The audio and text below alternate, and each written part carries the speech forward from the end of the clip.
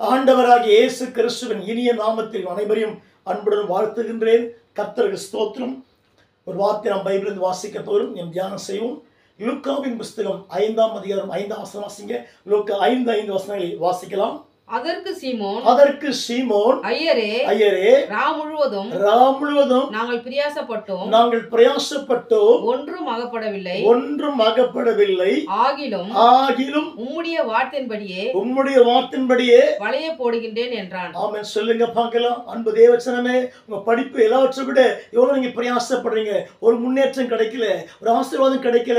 அங்க பேர் சொல்ற ஆண்டவரே, ராமோது பிரயாசப்பட்டப்பா, கடல்ல வலையை போட்டு பார்த்தோம், ஒரு மீன் கிடைக்கல. ஸ்தோத்திரம். ஆனா ஏசாயா சொல்றாரு, நீ வலையை போடு, மீன் கிடைக்கும். ஏசாயா இன்றைக்கு இந்த வார்த்தைக்கு கீழ்ப்படிந்து பாருங்க. வாழ்க்கை இன்னும் பெருகிட்டே இருக்கு. ஏசாயா நாமத்தில் வலையாகிய வாழ்க்கையில மீன்களாக ஆசீர்வாதம் கிடைத்து கொண்டே இருக்கும். நீங்க அசைங்கப்பட்டு போக மாட்டீங்க. வசனம் வாசிக்கிறோம், வார்த்தையின்படியே போடுகிறேன். அன்பு தேவச்சனமே, உங்க ஏசாயா என்ன சொல்லாதபடியே நீங்க செய்து பாருங்க. குடும்பத்தில் ஆசீர்வாதம் பெருகிட்டே இருக்கும். கடன் வாங்காம இருப்பீங்க.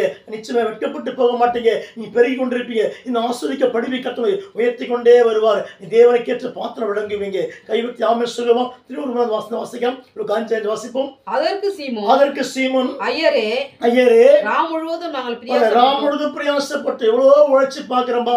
10 வருஷம் நிற்க மாட்டேது, காத்தா பறந்து போப்பாங்க. ஆனால் வசனம் வாசிக்கிறோம், ராமனும் பிரயாசப்பட்ட ஆண்டவரே, ஒன்றுமே அகப்படல, ஒரு மீன் கிடைக்கல. ஆனால் வசனம் வாசிக்கிறோம், வார்த்தையின்படியே போட்டு பாருங்க. உங்க வாழ்க்கையை நடத்தி பாருங்க. உங்க வாழ்க்கையில குறைய பார்க்க மாட்டீங்க, நிறைவே தான் பார்க்க போறீங்க. இந்த வார்த்தையின்படி செய்து பாருங்க. வாழ்க்கை ரொம்ப மகிழ்ச்சியா இருக்கும் என்று, சிறப்பா இருக்கும் என்று நான் விசுவாசிக்கிறேன். கர்த்தருக்கே கோடி ஸ்தோத்திரம். தேவன் தான் வார்த்தை கர்த்தர் கோடி மடங்கு ஆசீர்வதிப்பாராக. God bless you. நாம் ஜெபம் செய்வோம். நல்ல பிதாவே, இந்த வேலைக்காக உம்மை ஸ்தோத்திரிக்கிறேன். நீ கொடுத்த வார்த்தைக்காய் ஸ்தோத்திரம். வார்த்தை முடிக்கிற வார்த்தையை சொல்லியிருக்கிற சுவாமி, மக்களை ஆஸ்வதிப்பீராக, மக்களை பெருகப்பணி தேவன் நடத்துவீராக. இயேசு ராஜாவுக்கு மகிமை உண்டாகட்டும். ஆண்டவர் நாமத்தில் செபிக்கிறோம் நல்ல பிதாவே. God bless you. கர்த்தர் நல்லவர்.